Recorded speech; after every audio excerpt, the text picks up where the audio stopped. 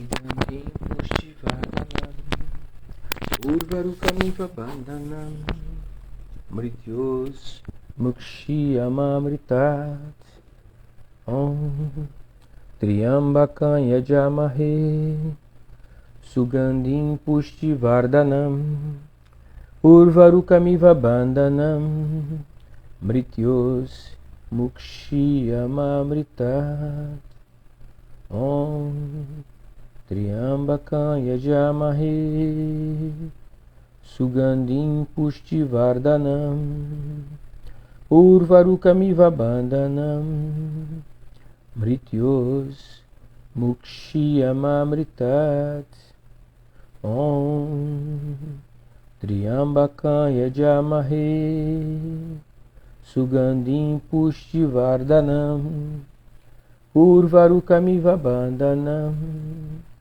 Mrityos Mukshiyamamritat Om Triambakam Yajamahe Sugandhim Pushtivardhanam Urvarukamiva Bandhanam Mrityos Mukshiyamamritat Om Triambakam Yajamahe Sugandhim Pushtivardhanam Urvarukamiva Bandhanam Mrityos Mukshiyamamritat Om Triambakam Yajamahe Sugandhim Pushtivardhanam Urvarukamiva Bandhanam Mrityos Mukshiyamamritat. Namastê, Alberto. Harion. Tudo bem? Tudo tranquilo? Om Sugandhim Pushtivardhanam Urvarukamiva Bandhanam Mrityos Mukshiyamamritat Om Triambakam Yajamahe Sugandhim Pushtivardhanam Urvarukamiva Bandhanam Mrityos Mukshiyamamritat Om Triambakam Yajamahe Sugandhim Pushtivardhanam Urvarukamiva Bandhanam. Namastê, Romina.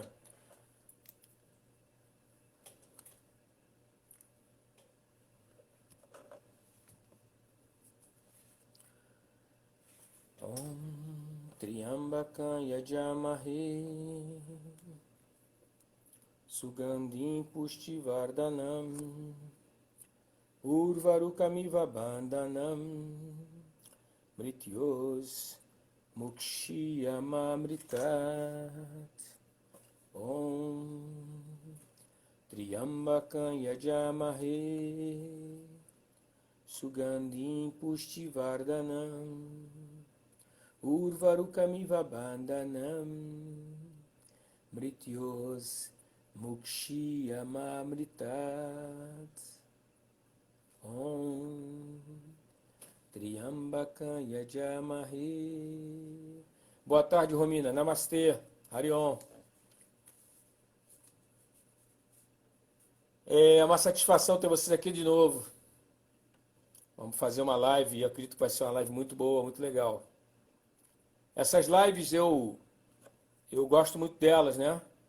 E especialmente desse tipo de live, que é uma live diferente porque ela não fica limitada, né? Não fica limitada ao conhecimento técnico, né?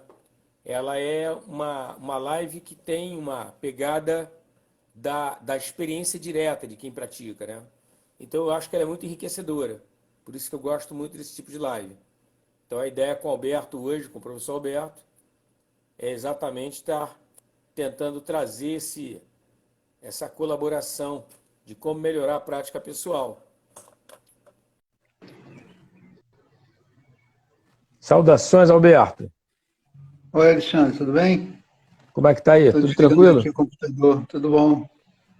Estou desligando o computador aqui, só um minuto. Tudo tranquilo? Você? Tudo Semana, bem? beleza? Tudo tranquilo, tudo Tudo bem. bem, tranquilo. Namastê, Thaís. Harion. Eu tava conversando aqui com a Romina, né? A Romina tava na sala e eu tava falando que esse tipo de live, não que as outras não sejam boas, né?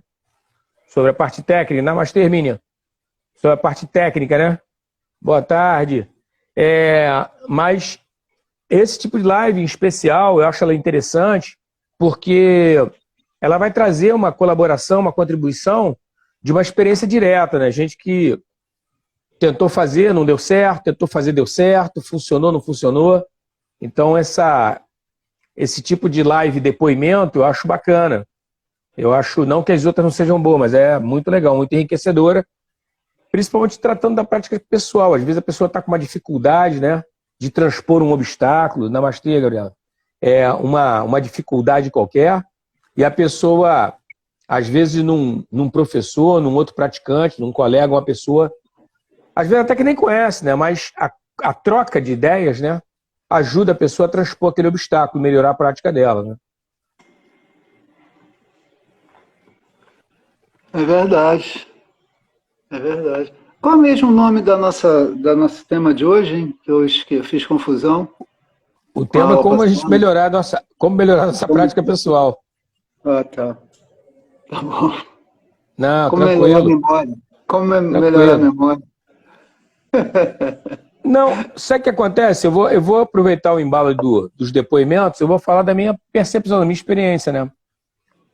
Porque toda a parte de divulgação da Escola Jaia sou eu que faço. Então eu tento, à medida do possível, né, conciliar as aulas, conciliar com marketing, o que as pessoas gostariam de ver, o que eu acho que seria legal elas verem, ou o que elas querem ver, mas que eu não acho legal, mas mesmo assim eu vou oferecer para elas, porque a ideia é essa, né? O canal é delas, não é meu. Então, eu fico às vezes, cara, às vezes eu me pego fazendo a mesma coisa que eu tinha feito há meia hora atrás, né? Aí eu percebo que tá tendo uma sobrecarga, né? Tá tendo uma sobrecarga. A gente tá tendo uma demanda muito maior de trabalho, né? Hoje. Eu vejo dessa maneira. Então é E natural aí? que alguma coisa falhe. Não, é porque a nossa. A Clara está aqui, a Patrícia também. Beijo, Patrícia, beijo, Clara. É, é porque é o seguinte, a nossa. Como melhorar a prática pessoal, lembra da semana passada, né? Como foi da semana passada? Lembra um pouco como é que era da semana passada. Qual os cuidados com a prática? Os cuidados com a prática. Os cuidados com a prática. Tá vendo? Minha memória mais antiga está Não, melhor do não que a tá memória ruim, não recente. tá ruim não. Não, mas a Memória questão da recente está melhora ruim. da, mas a questão que a gente tinha conversado sobre a questão da prática pessoal era não era simplesmente você ter uma questão de cuidado, né? A questão de repente você atentar para certas dificuldades que, namastê, certas dificuldades que aparecem, né? E, e poder estar solucionando de modo adequado, né? A ideia era essa. Porque a resposta é engraçada. Eu pensei a mesma coisa duas vezes. Primeiro, quando a gente fala em prática, aí eu mesmo pensei em Hatha Yoga, né? Foi a primeira coisa que me ocorreu na cabeça, foi Hatha Yoga, a prática de asana e pranayama. Sim, E a segunda coisa que eu pensei, que a gente até falou na semana passada, que prática de yoga não é só isso, né? Yoga é é bem mais claro. vasto que isso. Até na Hatha Yoga, né? Interessante isso. Se a gente pega a Hatha Yoga, a gente tem lá as bandas que são as chaves de Criar, construções, os kriyas, que são as técnicas de purificação, limpeza. Aí vem asana, que são as posturas. Vem os pranayamas, que são os exercícios de respiração. Na verdade, técnicas de controle de energia através da respiração. E os mudras. O Satyananda fala que mudra é quase que um yoga à parte, né? Exatamente. E uma coisa importante, sabe o que é? Dentro desse contexto das bandhas, a gente não pode esquecer dos grantes, os nós, que vão ter uma relação, vão ter uma relação com a energia, com o fluxo de energia, né? Sim, sim. Ter consciência disso, né? Desses nós. Sim. O criar tem a ver também com os doshas, né? Lembra? Tem. O excesso de muco. Até a escolha do criar. Porque se você escolher o criar errado, tu se lasca, tu se desequilibra todo, cara. Botar um vata para fazer vaman, coitado, vai morrer, cara. Vai morrer. Olha, tá vendo? Revira a pessoa, bota a pessoa do avesso, cara, o criar. Porque esse criar vaman é uma técnica de vômito. Você forçar um vômito. Você agrava a capa e esse agravamento de capa por causa da água salgada, junto com Agnisara, com Madhyanauli, você vomita, né? E isso desestabiliza vata pra caramba. Pra capa, não. Desestabiliza, desequilibra muito, muito. Nem é bom quem é vata fazer. Nem tenta fazer, porque não vai... Como é que o pessoal fala? Vai dar ruim, cara. Vai dar ruim. Agora, pra quem é capa, é bom, cara. Capa, sai muco pelo nariz, sai muco pelos olhos. É uma festa. E aí, entendi. o capa fica assim super... o capa fica aliviado, fica super bem, cara. A capa fica. O vata já é seco, né? Vai ficar mais seco ainda. Agora eu entendi. Vai perder muito líquido rápido, exatamente. Isso a gente podia ter falado na aula passada. Continuação da live passada. Não, e outra coisa, eu não sei quanto a você e o pessoal participante, né? O que acontece é o seguinte, as minhas experiências anteriores ao yoga, com vômito, nunca foram boas. Tanto é que eu fiquei um pouco receoso de fazer vaman a primeira vez. Eu falei, cara, porque as contrações no meu abdômen eram tão violentas que a impressão que dava é que eu tinha participado de uma briga de rua e tinha tomado joelhada e soco na barriga, mas muito, muito, muito. Eu ficava dias me lembrando do vômito. Então eu evitava, beber demais, comer coisa que de repente pudesse me gerar algum tipo de má digestão. Eu tinha o maior cuidado em relação a isso, por causa do vômito. O vômito é traumático. Aí quando eu comecei a praticar yoga e falaram sobre a técnica, aí eu comecei a ver, fui estudando, eu comecei a fazer umas simulações em casa. E aí eu percebi que dá para ter um controle legal e eu não tinha mais aquelas contrações, que podia ser também um descompasso respiratório, né? Entendeu? Devido a excesso de cachaça ou comida estragada, podia ser um descompasso desse respiratório que resultava naquelas contrações violentas, né? Podia ser isso.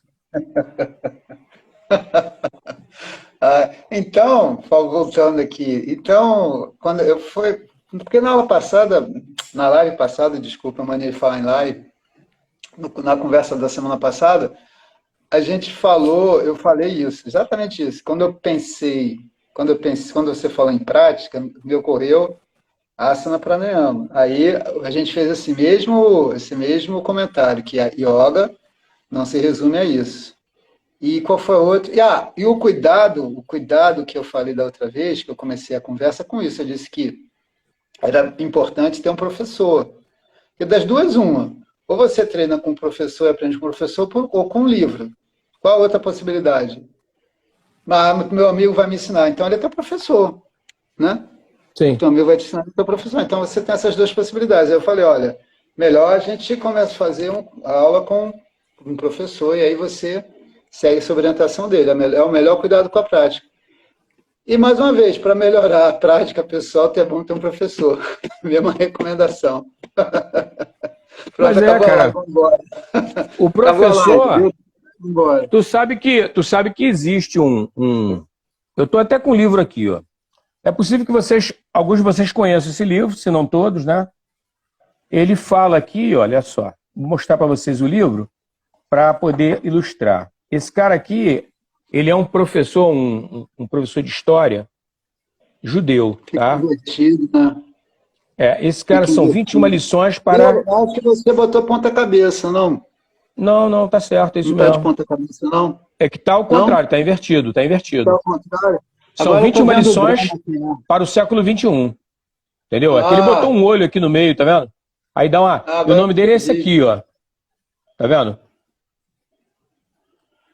Yuvinoa. O que acontece? Esse cara aqui, ele fala um negócio. Uma das profissões que vai sobreviver ao século XXI a Thaís está fazendo, tá espelhado. Uma das profissões que vai sobreviver ao século XXI é o professor de yoga. Professor de yoga, psicólogo. Essa galera que não tem como, né? Não tem como você criar um programa para saber da dor, do problema de uma pessoa. Não tem como, né, cara? É o que você está falando mesmo da pessoa, o olho de fora, né? Um olho treinado de fora, olhando o que você está fazendo. Às vezes é um colega, um outro professor, sabe? E o cara vê coisas que você não está vendo, né? Não tá tão claro. Você até citou na outra vez, não sei se na live passada, mas talvez numa outra, sobre a Kátia, quando falou sobre Virabhadrasana 2, que você estava fazendo, e você fez uma reclamação de joelho, não foi? Que com a compensação do arco plantar, você ajustou e livrou o joelho da pressão. Isso aí, cara. A gente estava falando de cuidado. Um dos cuidados para fazer postura em pé é usar a distribuição correta do peso sobre os pés e o fortalecimento do arco do pé, o arco plantar, para diminuir a pressão em cima do joelho. Era essa a saída lá para o Guerreiro 2, que sanou o meu problema do joelho. Correto. Engraçado que a dor acabou apontando o caminho correto, porque talvez se eu não tivesse me sentido doido e tido problema, eu não teria entendido a ação correta do arco do pé para fazer a postura. Eu não teria entendido isso. Isso aí foi isso que a gente falou na aula passada. Você estava falando outra coisa. Não, o que eu ia falar para o pessoal sobre essa questão da... E aí queria que tu comentasse, né? Sobre a questão da comida, cara. Da comida, sabe? A comida eu acho que é uma coisa... Aí é um troço que a gente faz todo dia, cara, mas quando você está tendo uma prática com regularidade, você tem que ter um cuidado maior em relação a isso. Tua digestão, como é que ela é, o tempo entre uma prática e outra. Sim. Entendeu? Porque também tem uma jogada aí meio que de autossabotagem. Às vezes rola isso, né? E aí, de novo, gostos e aversões, né? Pinta umas paradinhas gostosas que você gosta de comer e você não resiste, você meio que esquece da tua prática e vai muito além do que deveria ir. E aí depois fica com uma dificuldade para digerir e está em condições de fazer uma boa prática, né? Isso tem a ver com os cuidados, né? A gente tem que ter um horário certo para praticar, isso é o ideal. E que o ideal... o Iyengar fala isso no livro dele, né? Você pode fazer de manhã, pode fazer à noite. Mas você tem que fazer com o estômago leve ou o estômago vazio. Você não pode estar com o estômago... cada um sabe de si, né? O tempo da digestão, que vai comer, mas o estômago deve ser leve.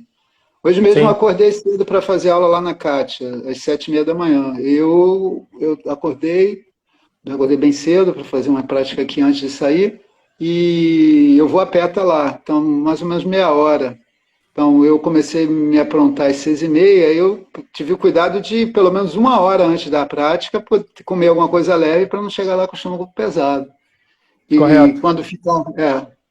E aí você tem que ter se programar, se organizar para isso. Eu, de vez em quando, tenho essa história lá, eu comi, eu chego para fazer a minha aula, eu comi tal coisa e me senti mal quando abaixei a cabeça. Me senti mal, o que eu vou fazer agora que eu estou com o estômago cheio? Chegam para as pessoas, não sei se você já teve essa experiência, já deve ter tido, né? Parece criança, né? Engraçado. Parece criança, eu comi, professor. E quer que você dê uma solução, cara. Quer que você dê uma solução. Vai no banheiro, cara. Vai no banheiro, resolve isso. Eu falei, olha, é engraçado que invertido é muito ruim, abdominal e extensão para trás.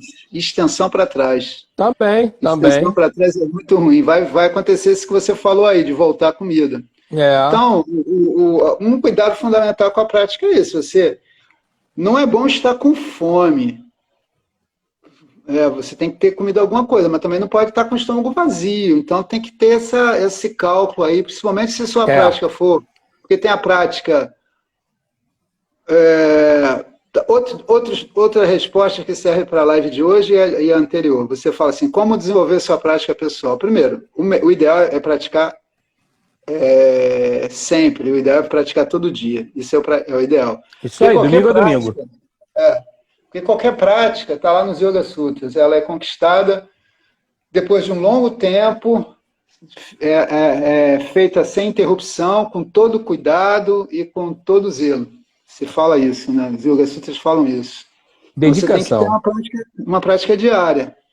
E aí você tem que se organizar justamente para ver um tempo ali que você possa praticar e estar com o estômago leve, né? Isso é muito importante mesmo, senão a pessoa vai passar mal.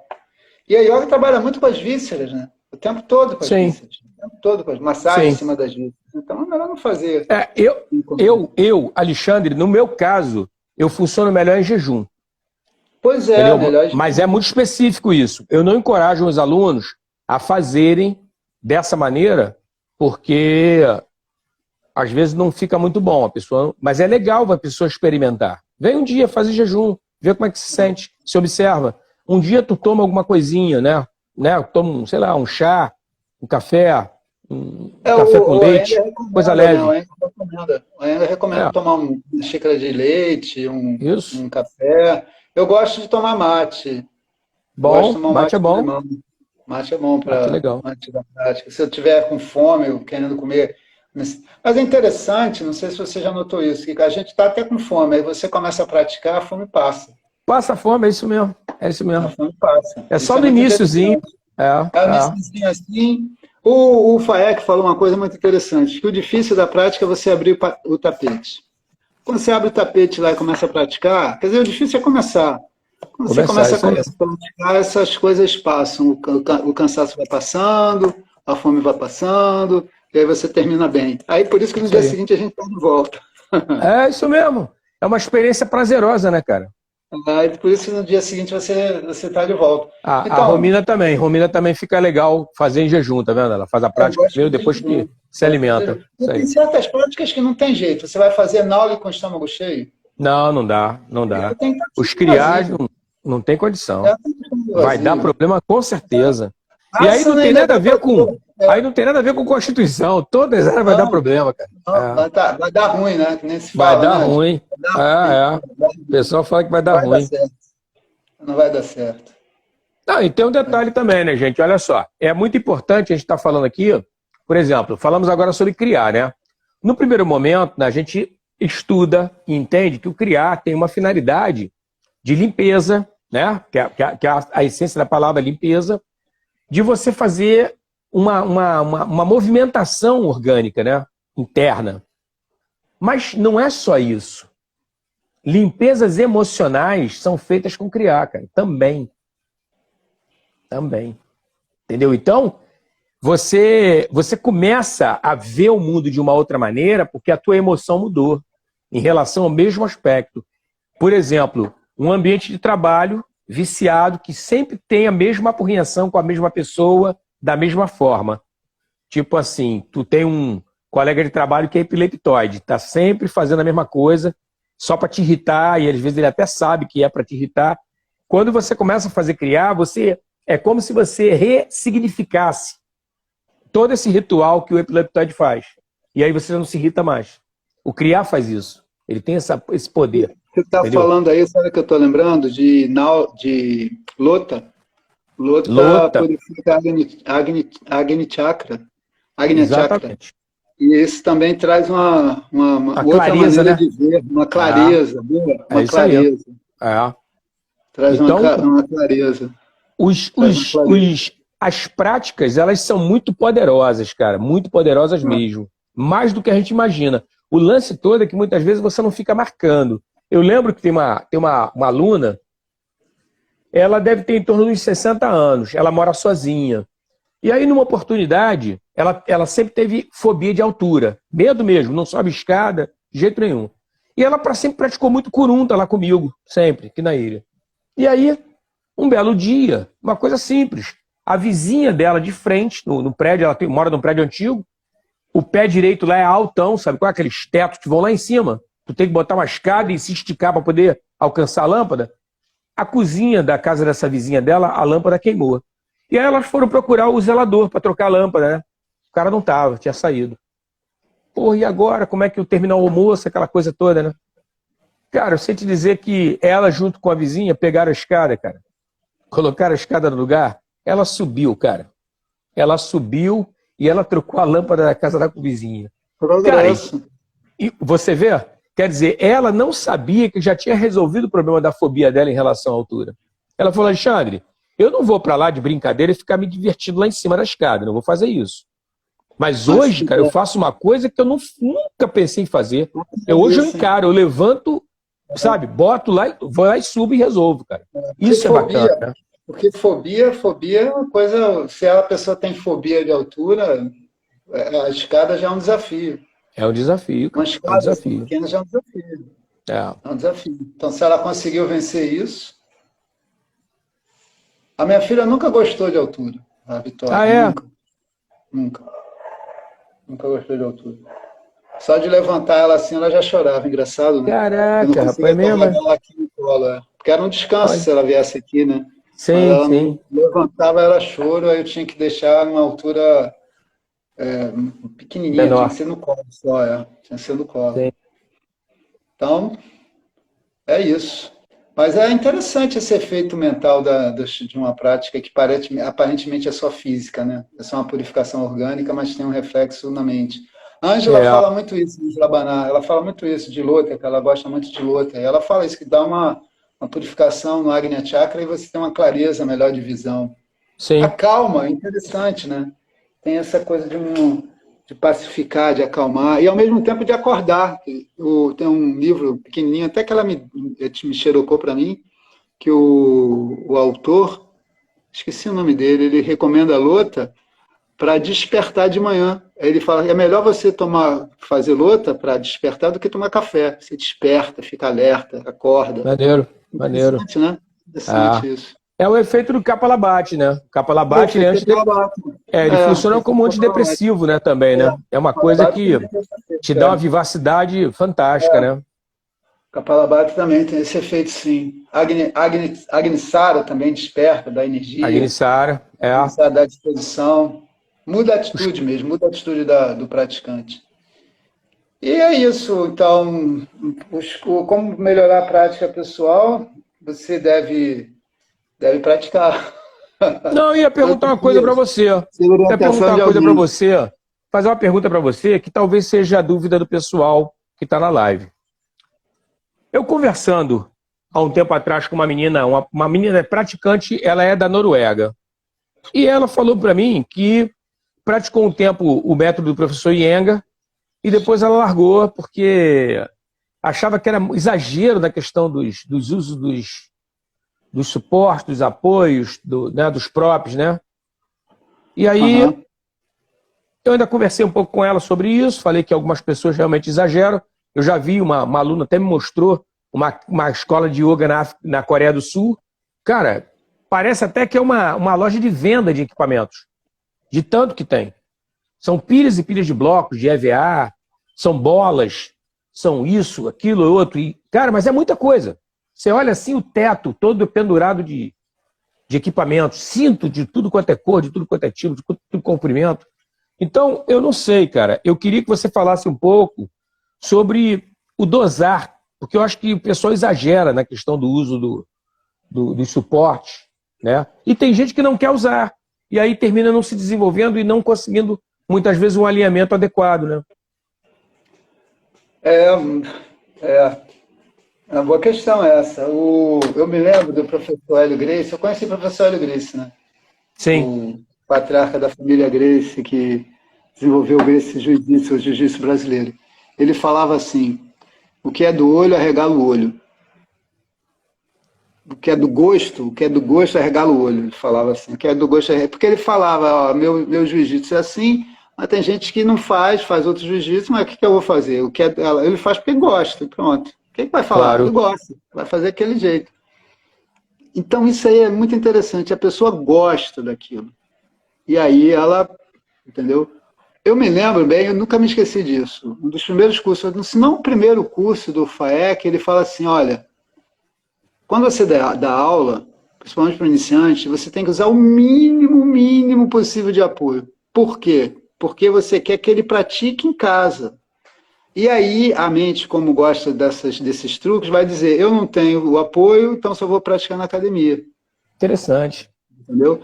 E outra coisa que, estou falando isso da minha escola, eu escutei isso da minha professora, que escutou do FAEC, que escutou do AENGA. E aí ele dizia assim, o apoio não é para o iniciante, o apoio é para um praticante mais avançado, que vai saber usar aquilo. O apoio é uma coisa nobre, na metodologia do AENGA é uma coisa nobre, é algo sofisticado, você tem que saber usar. Não usar... não usar por usar, entendeu? Porque o ideal é a primeira pessoa faz a postura. Aí, se houver necessidade do apoio por alguma razão, aí você usa o apoio. Se houver necessidade. Mas lembrando que é isso, basicamente. A função do apoio pode ser de ensinar uma ação, pode ser de descansar um determinado músculo, para você ter um determinado efeito terapêutico, permanecer mais tempo na postura. O apoio tem várias funções. E a pessoa precisa ter consciência daquilo que ela está fazendo. Né? Perfeito. Eu me lembro de uma professora também dizer que algumas pessoas têm medo de machucar os alunos, e aí acabam fazendo uma aula com muito apoio para proteger o aluno. Mas é aquela história, ele só vai fazer aquilo lá lá na academia, lá no espaço que ele tem. Ele em casa, então, não vai poder fazer aquilo, e aí, não vai fazer? E tem certos apoios que são caros, né? Entendeu? Tem coisas que são caras. Eu mesmo tenho pouquíssima coisa aqui. E, sinceramente, tá? Desculpe aí as pessoas que gostam, mas se eu puder fazer sem apoio, eu faço sem apoio. Correto. Por exemplo, eu falei, inclusive, para a minha professora, para a Kátia, eu faço esse Sarvangasana sem apoio. O pessoal bota 3 mantas, bota cinto, eu faço sem apoio. Tem até uma postagem minha no Instagram que eu estou fazendo Sarvangasana sem apoio. Eu faço sem apoio. Eu falei para ela, sem apoio. Eu gosto de fazer. Agora, já Shirshasana, para mim, seria bom fazer com aqueles bastões para ajudar a corrigir a escoliose, entendeu? Perfeito. Muito bom, por sinal, os bastões. Mas uma coisa, às vezes, é o seguinte, você usa o apoio para você aprender uma ação, e depois você faz a postura sem o apoio, repetindo aquela ação. Então, o apoio tem uma função educativa, não é para você ficar ali a vida inteira no apoio, entendeu? Correto. A parede serve como apoio para as posturas em pé, por exemplo, para você aprender uma determinada ação. Você aprendeu, você faz fora do apoio, porque... É bom lembrar sempre uma coisa, não quero ser arrogante não, se você precisa do apoio, você faz com apoio, mas a yoga quanto mais liberdade você tiver, mais autonomia e independência você tiver, melhor. Até porque é mais fácil de praticar. É um Fusca, né? Lembra do Fusca? Sim. Entendeu? Faço manutenção, faço fabricação e funciona. É assim. Alberto, eu penso igual, cara, porque, por exemplo, tu deve lembrar na academia do professor Hermógenes, era usada a parede para fazer Shirshasana, né? Eu tive que aprender a fazer Shirshasana na parede, cara, porque eu não sabia fazer. Eu não sabia a distância. Tem mestres que não querem que você faça na parede. Pois eu aprendi no meio da sala. No meio da sala fazia. Como é que é? Se valendo desse princípio de autonomia, o próprio Kuvalayananda fala isso, que você vai fazendo gradualmente. Aí até você aprender, você não precisa da parede. Mas já outros mestres, não vou nem dizer o Iyengar, vou dizer o Krishnamacharya, ele diz que você pode fazer no canto, para, por exemplo, corrigir a escoliose.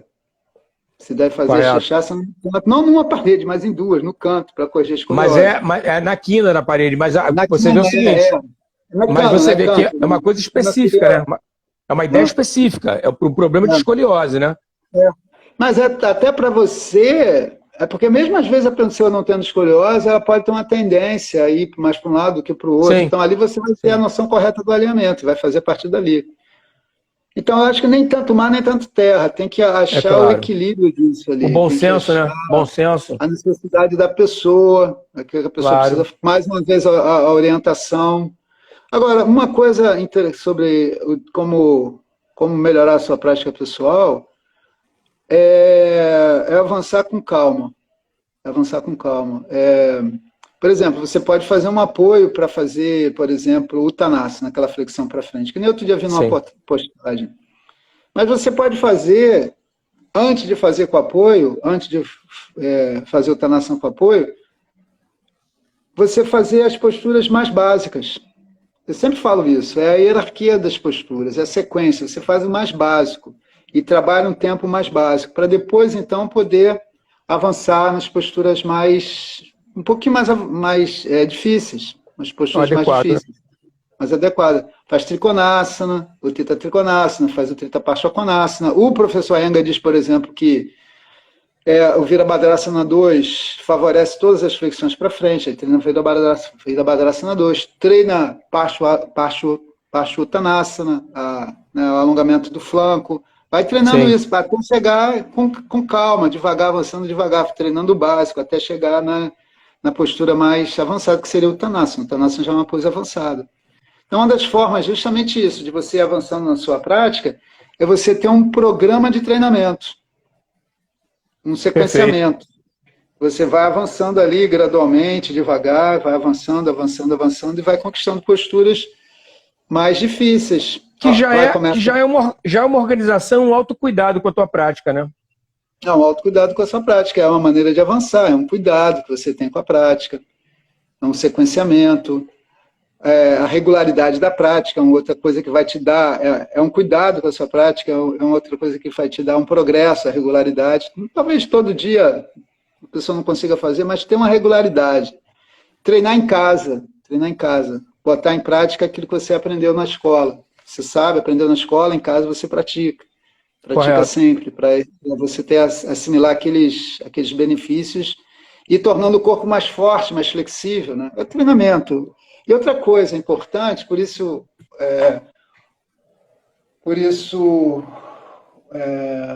a importância da orientação é que você deve repetir o que está certo, né? Deve repetir o que está certo. Percebendo o que está errado, você abandona e repete o que está certo, para você poder avançar mais, para você poder progredir mais na prática. Também tem isso. Você investigar, ver o que está errado, tira o que está errado e repete o que está certo. Isso é uma maneira de avançar na prática também.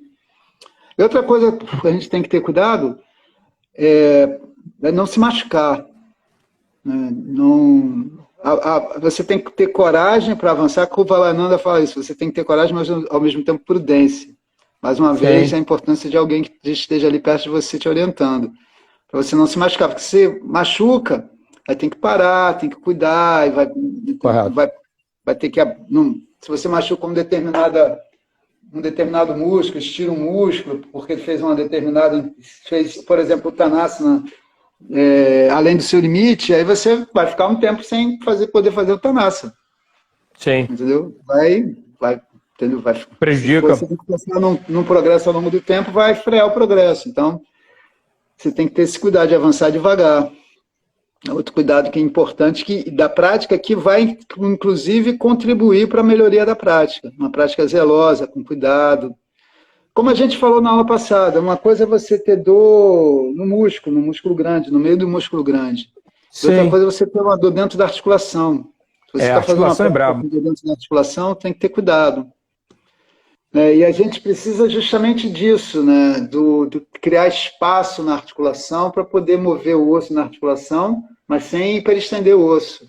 Né? Você cria um espaço para mover o osso, mas você tem que criar uma compactação na articulação para que esse osso não saia de dentro da articulação e hiperestenda e não machuque a articulação. Então, isso é um detalhe importante. Agora, uma coisa que eu ia perguntar a você... Eu ia perguntar a você sobre a questão do tamanho da prática. O tamanho. Pois é. Também tem que ter isso em mente. Você não pode ficar muito cansado. O ideal é você terminar uma prática restaurado. Sim. Não cansado demais. Aí você tem que ver o tempo que você tem para poder praticar. Krishnamacharya recomendou para aquela moça Indra Devi, que foi aluna dele, que as práticas durassem no máximo 1 hora. No máximo 1 hora. Isso não está escrito em pedra, né? Depende muito da aula, depende muito do praticante. Claro. Mas uma prática você não pode ficar exaurido com a sua prática, ela tem que ser algo gratificante, que reponha. Então tem que ver esse tempo aí para ele não ser excessivo, né? Não ser excessivo e desgastar a pessoa, e cansar a pessoa, irritar a pessoa, né? Então ela tem que ser um tempo que ele possa, de prática, que possa ser restaurador, restaurativo ou restaurador. Aí Isso que vai você depender falou, muito do seu trabalho. isso que você falou é uma coisa muito preciosa, cara, que é falado tanto na medicina chinesa quanto na medicina ayurvédica, né? A questão do uso do corpo.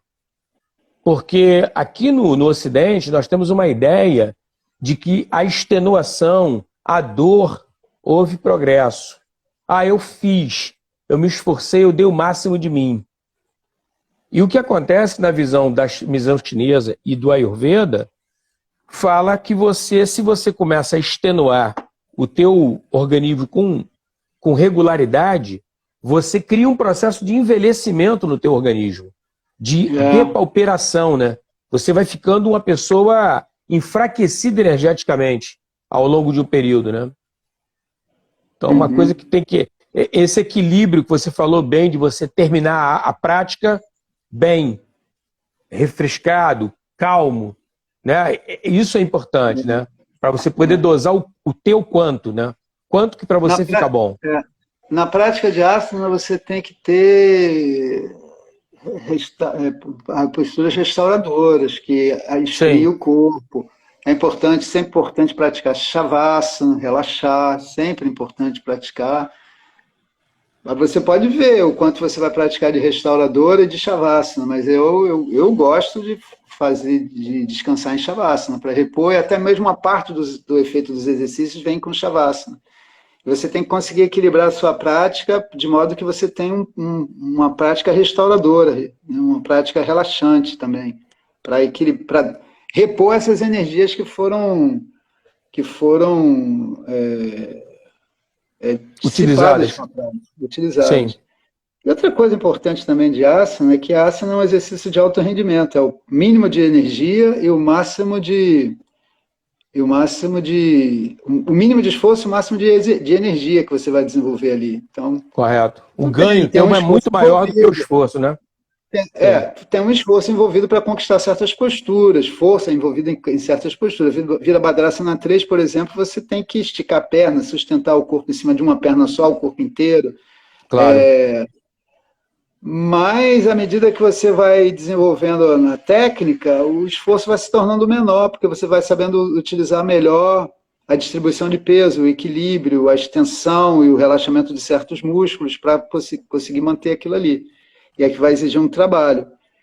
Mas, por exemplo, postura em pé não é bom fazer de noite, porque ela deixa a pessoa muito ligada, vai ter dificuldade de dormir. Então é melhor fazer as posturas em pé de manhã. Você mesmo falou da medicina chinesa.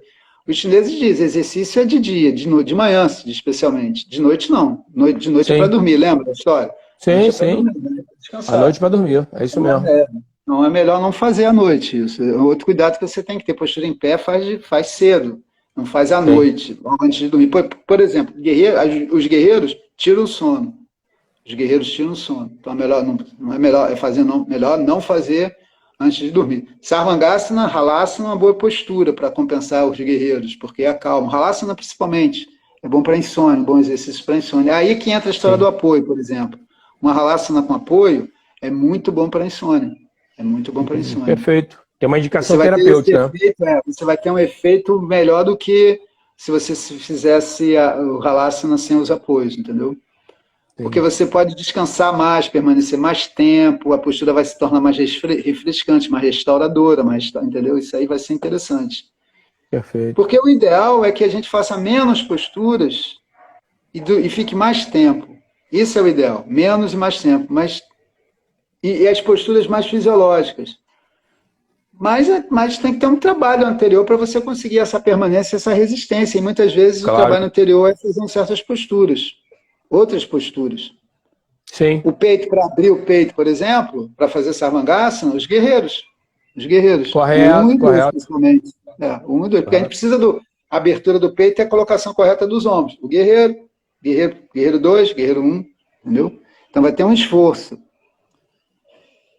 Quer dizer, então, no desenvolvimento da asana, para melhorar a prática, essa E são práticas. compreensão Essa estrutura que você falou do Guerreiro 1, Guerreiro 2, ela é essencial para pranayama, né? Para você poder fazer pranayama. Faek falava, isso eu não sei do ouvido do Faek, eu ouvi da Kátia, o Faek deve ter ouvido do Guruji, do professor Aenda. Sim. Ele falava que Virabhadrasana 1, se você fizer um bom Virabhadrasana 1, você já está fazendo pranayama. Tal o efeito sobre o tórax. E sobre a ação das energias ali, que Virabhadrasana tem, que é bem parecido com o movimento de energia do pranayama. Sim. Entendeu? Da questão dos pilares, da respiração profunda. É muito interessante isso. Então, tem mais. Outra coisa, você está falando do como devo desenvolver a prática. Então, se você melhora a sua capacidade respiratória, se você desenvolve o seu tórax, você vai desenvolver melhor o seu pranayama. E como é que você consegue fazendo isso? Você pode fazer natação, para conseguir essa abertura, ou você pode fazer as posturas. Correto. Postura, por exemplo, de extensão para trás, camelo, Dhanurasana, Urdhva Dhanurasana, essas posturas, gafanhoto, tudo isso aí vai ajudar. Porque o gafanhoto é muito bom para os pulmões também, né? Tudo isso vai ajudar a desenvolver o pranayama. Então, mais uma vez, é o sequenciamento. Você tem um sequenciamento que vai te, aos poucos, desenvolver a capacidade de realizar posturas mais avançadas, assim você vai progredir na prática. E perfeito. Para você, por exemplo, fazer melhor pranayama, é importante ter um professor que te ensine e te acompanhe, mas também você pode adquirir a capacitação para o pranayama fazendo as asanas, fazendo os asanas. Né? Asana é neutro, né? Os asanas, asana. Asana é neutro ou é masculino? Asana é neutro. Eu falei isso outro dia no story, mas eu não sei se o pessoal viu. Asana é neutro. Então você pode falar a asana ou o asana. O correto é o yoga. Yoga é masculino. É masculino. Ganesha, Shiva, todo mundo masculino. Masculino. A Ananda também é um nome masculino. Sim. Bem-aventurança. Bem-aventurança. É um nome, é um A longo, né? Ananda. Ananda é bem-aventurança. Ananda é tristeza. Porque Nanda é felicidade. Aí se você coloca uma curta ali, vai negar a felicidade, é tristeza. Correto. Entra com partícula de negação. Interessante. Sexto é show, cara. Também é outro elemento, né, de acalmar a mente, né? O mantra. O mantra e o sexto, né? O mantra. Na Índia, na tradição védica, um outro cuidado com a prática é pedir proteção a Deus para poder fazer a prática adequada. A prática. Perfeito. Para remover os obstáculos, para não se machucar, proteção a Deus. Então sempre tem uma oração. Começa e termina com oração. Nem que seja o Om. Perfeito. Mentaliza. Eu brincava com o Arthur e dizia, olha, se com Deus é difícil, sem Deus é impossível. Então vamos invocar a proteção divina para a gente poder praticar. Mas, enfim, pelo menos o Om. Queria perguntar uma coisa a você. Queria perguntar uma outra coisa a você, ainda dentro desse contexto da prática. Tadasana é uma postura básica, não é isso? É básica e difícil. Engraçado. Básica e difícil. Então, eu posso deduzir que Chaturanga Dandasana é Tadasana deitado, de bruços. É Tadasana deitado. Chaturanga então, Dandasana. Eu poderia perguntar a você o seguinte: o cuidado e o prejuízo que eu posso ter se eu não fizer adequadamente Chaturanga em termos de ombro. Porque me parece que acontece uma banda. Você tem que fazer uma banda, uma compressão ali na articulação, como você falou até sobre a questão de compactar, para poder executar o movimento adequadamente. Porque, por exemplo, no caso do Ashtanga, nada contra o Ashtanga, né? Tudo é bom, desde que seja bem feito. Tudo é bom, desde que seja bem feito. O que acontece? Pelo dinamismo, algumas pessoas ficam muito ligadas no dinamismo e ignoram a maneira correta de fazer cada um dos asanas. E eu percebo isso, que Chaturanga é um asana perigoso se você não sabe fazer. E pior, ele se torna perigoso não você fazendo ele isoladamente, ele estático, só ele. Quando ele está dentro de um contexto, como o caso do Ashtanga, em que envolve dinamismo.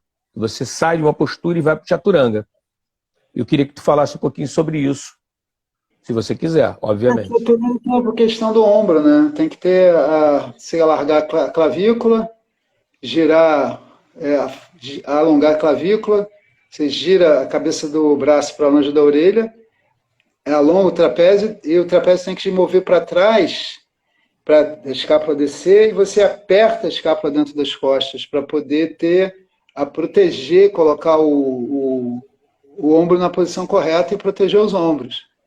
Aí tem que ter muita força de braço, né? Chaturanga trabalha muita força de braço e as pernas. As pernas também, pode não parecer, mas a perna fica muito, trabalha muito, muito mesmo. E também a posição da pelve. Não levantar demais a pelve, você tem que corrigir Sim. a posição da pelve para poder entrar com o cóccix ali, corrigir. E alongar a chaturanga. A chaturanga é uma extensãozinha para trás, né? Você está alongando toda a parte inteira do corpo. Você não olha para cima, mas você olha para frente. Então você faz uma extensão com o pescoço. Até para poder fazer esse movimento, você precisa da posição correta dos ombros e do peito. Para poder fazer isso. Agora, tu recomenda algum exercício específico para ajudar a pessoa a fazer esse movimento? Ou apenas seria em Tadasana? Ou apenas seria em Tadasana? Tadasana é bom para ter a noção geral de alongamento, mas os guerreiros, principalmente o guerreiro 2, é o que você vai ter mais consciência desse movimento de descer o trapézio, as escápulas e encaixar as escápulas. E ali você já tem o trabalho do braço, né? Trazer o braço para cá, ó.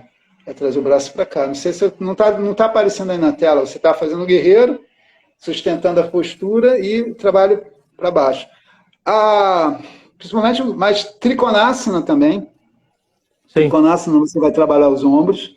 Parshvakonasana, o Tita Parshvakonasana você vai trabalhar os ombros. Correto. E esse encaixe para dentro, para abrir o peito, para alongar toda a parte anterior e a energia na direção da cabeça, isso é uma coisa do guerreiro 3. Do guerreiro 2. Do guerreiro 1 e do guerreiro 3. É do guerreiro 1 e também está no guerreiro 3. Mas também então, seria uma variação também de Tadasana, né? Também você poderia como variação de Tadasana. Botar os braços para cima. Então, de modo geral, são as posturas em pé. O Tita Trikonasana, triângulo estendido, o ângulo estendido lateralmente, o guerreiro 1, o guerreiro 2, o guerreiro 3. Para poder ir para Chaturanga. Outra coisa importante, né? Aquele braço de Chaturanga, a gente desenvolve ele em Prasarita Padottanasana. Prasarita Padottanasana, o braço fica assim, aquele braço assim, é o braço de Chaturanga, não é? Prasarita Padottanasana, está reconhecendo? Exato. É o braço de Chaturanga. Aqui, Prasarita Padottanasana está aqui, Chaturanga está aqui, ó. Perfeito. Prasarita Padottanasana. Tu só muda o plano. Chaturanga, ó. Chaturanga. Perfeito. Entendeu? Perfeito. Então, aí aquela história de você fazer Tadasana, você tem que aprender a fazer Tadasana com as mãos. Quando você bota a mão no chão por exemplo, em Trikonasana, mesmo que seja no apoio, aí é que tá, ó. Você vai botar a mão no apoio, mas você vai fazer a ação que você faria se tivesse com a mão no chão. Sim. Tá, entendeu? Então você empurra o apoio para você desenvolver o braço. Você poderia fazer um trabalho na parede, né? Poderia fazer um Chaturanga na parede. Sim. Aí essa força, você vai fazer em Chaturanga. E depois você vai fazer também em Prasarita Padottanasana. Aí quando você chega em Chaturanga, você está acostumado a empurrar o chão e se erguer. Você empurra o chão, vai ser mais difícil. Vai ser como se você estivesse começando. Mas você não vai começar do zero se você fizer o fortalecimento dos braços quando você faz as posturas em pé. Agora, por exemplo, no livro do professor Iyengar, ele coloca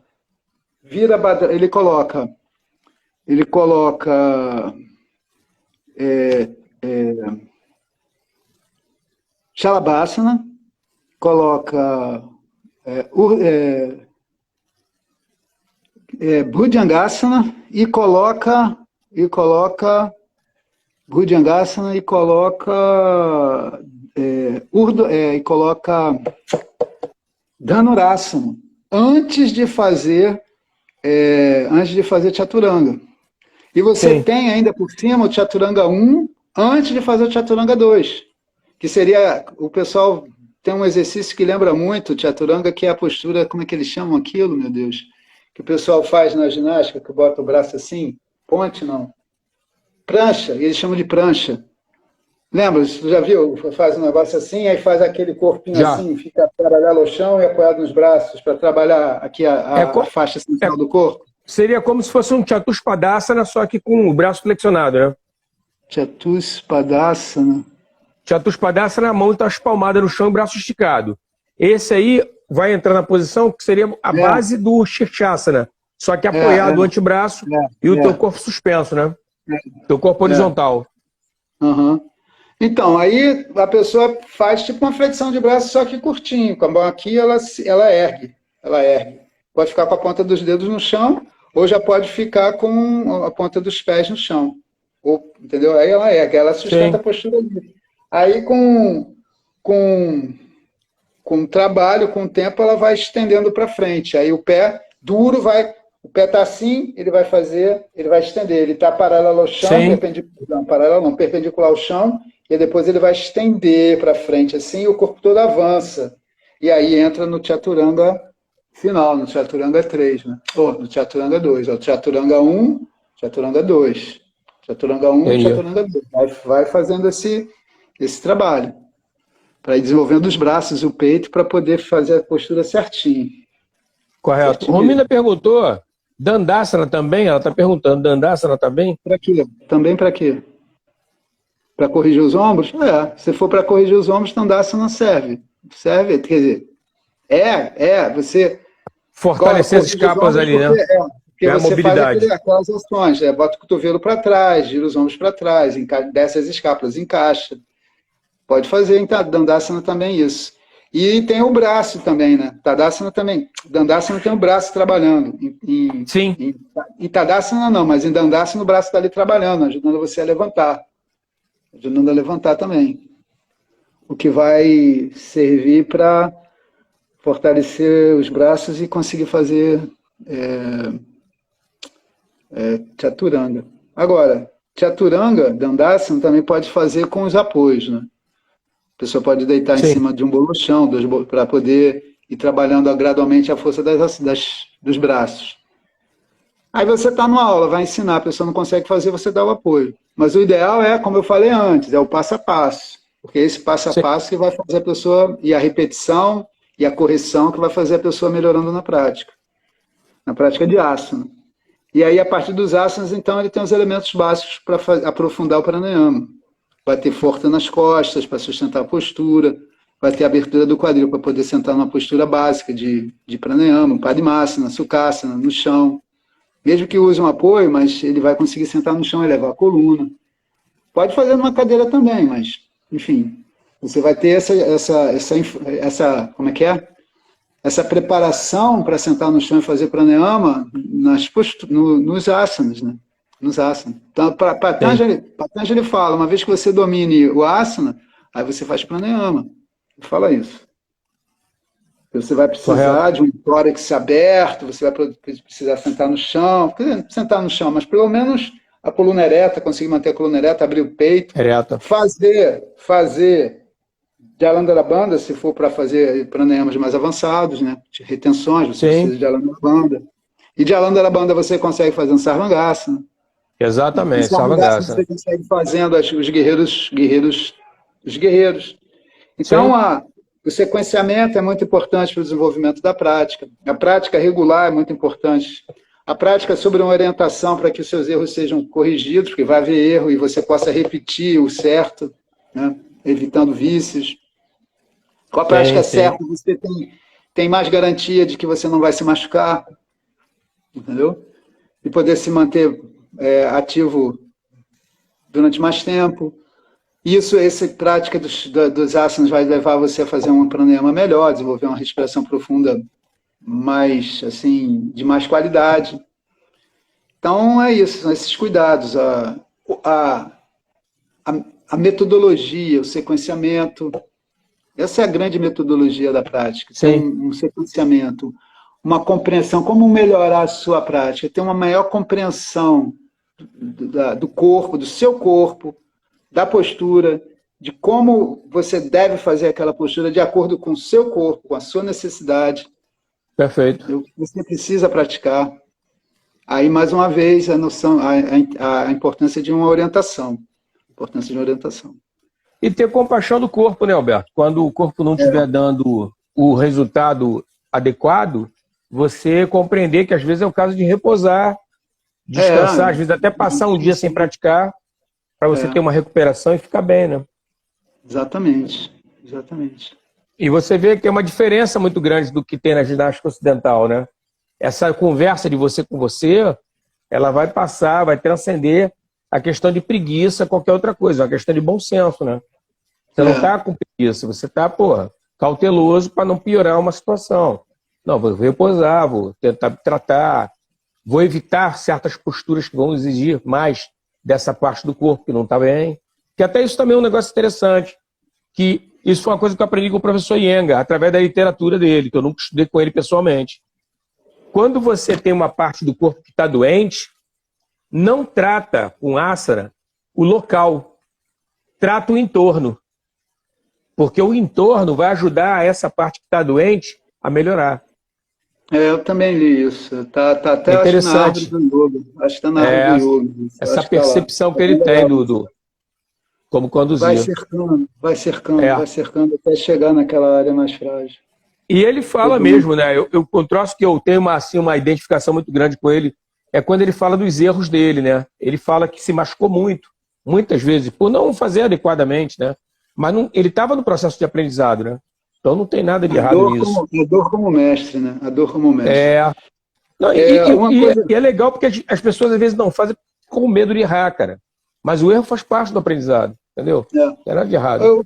Quando chega um aluno com uma dor e eu não sei tratar a dor, eu penso assim, a gente vai praticar, eu falo para ele, a gente vai praticar aquilo que você faça sem dor. Aí você está praticando e não está mexendo no lugar, está deixando o lugar repousar, porque a dor está dizendo, olha, está me incomodando, então eu quero ficar quieto. Aí você deixa quieto, porque é exatamente o que ele está precisando, ficar quieto. Exato. Tá precisando ficar quieto. Meu amigo, já deu aqui a nossa hora. Legal. Saudações, Gabriela. Gabriela só entrou agora, Gabriela. Está trabalhando ela, cara, na luta. Né? Mas ela, sempre que pode, ela vem. Gabi Serk. Gabi Serk. Eu gosto dos nomes, facilita na hora de postar no Instagram. Essas identificações, pessoal. É Gabriela Cerqueira. Gabriela Cerqueira. Gabriela Cerqueira são os fabricantes de cerca. Lá em Portugal. Ela sabe. Ela que me contou isso, Ela contou. Fabricou cerca. E é importante, né? Propriedade privada, né, cara? Acabou o feudalismo e tudo, né? Então, tem que se proteger o patrimônio, né? Proteger até a própria criação, né? Você às vezes tem ovelha, gado, o bicho vai embora, né, cara? Se tu não cercar, ele vai embora. Entendeu? Então tem essas coisas. Mas é isso, gente. Alberto, brigadão. Obrigadão pela luz aí, pela colaboração. Obrigado pela presença de vocês todos. Um ótimo final de semana. E amanhã tem oficina de Kuruta aqui na ilha. Se quiser aparecer, todo mundo bem chegado e convidado. É só chegar. 10 horas e 10 ao meio-dia o couro vai comer. Quem vier, verá. Namastê. Bom curso, Alexandre. Namastê. Falou, meu irmão. Obrigadão. Obrigado, gente. Obrigado a todos que assistiram. Até a próxima sexta. Tchau. Tchau, tchau.